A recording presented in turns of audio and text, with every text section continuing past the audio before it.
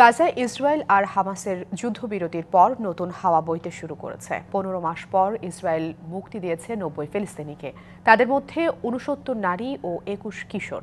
স্থানীয় সময় সোমবার ভোরে ইসরায়েলের ওফার সামরিক কারাগার থেকে মুক্তি দেওয়া হয় তাদের। এদিকে যুদ্ধবিরতির পর প্রথম একটি ত্রাণবাহী ট্রাক প্রবেশ করেছে গাজায়।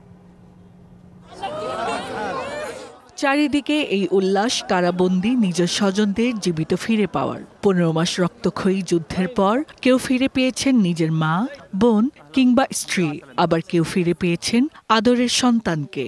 ইসরায়েলের কারাগারে বন্দী থাকা ফিলিস্তিনিকে স্বাগত জানানো হচ্ছে আতশবাজি কিংবা অশ্রুসিক্ত নয়নে। স্থানীয় সময় সোমবার ভোরে ইসরায়েলের ওফার সামরিক কারাগার থেকে মুক্তি দেয়া হয় তাদের। রাতভর রামাল্লায় তাদেরকে বরণ করতে অপেক্ষায় ছিলেন স্বজনরা। কালার এক্সপার্ট, জর্জ স্যাপ এবং মাইল্ড অন হ্যান্ডস টেকনোলজি সমৃদ্ধ অরিক্স ক্রিস্টাল ওয়াশ আপনার সর্বপ্রথম মুক্তি দেয়া হয় পশ্চিম তীরের popular front for the liberation of Palestine PFLP এর নেতা খালিদা জারাকে। কয়েক মাস ইসরায়েলের নির্জন কারাবাসে বন্দী ছিলেন তিনি। এরপর থেকে একে একে মুক্তি দেয়া হয় অন্য বন্দীদের। মুক্তি পাওয়াদের মধ্যে 69 জন নারী ও 21 জন কিশোর।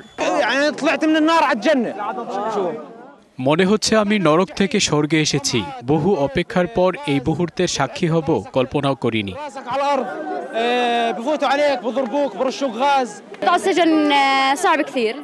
গত 5 মাস ধরে আমি কারাগারে বন্দী ছিলাম। সেখানে আমাদের সাথে ভালো ব্যবহার করা হয়নি। না ছিল ভালো খাবার, না ছিল ভালো চিকিৎসা। তবে আমি আশাহত হইনি।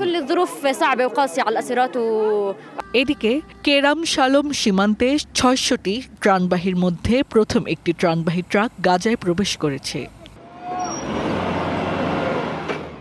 এর আগে রবিবার গাজার আল সায়রা স্কোয়ারে বন্দী ইসরায়েলের 3 নারী জিম্মিকে মুক্তি দিয়েছে ফিলিস্তিনের স্বাধীনতাকামী সশস্ত্র গোষ্ঠী Hamas. Hasna Akter, DBC news desk.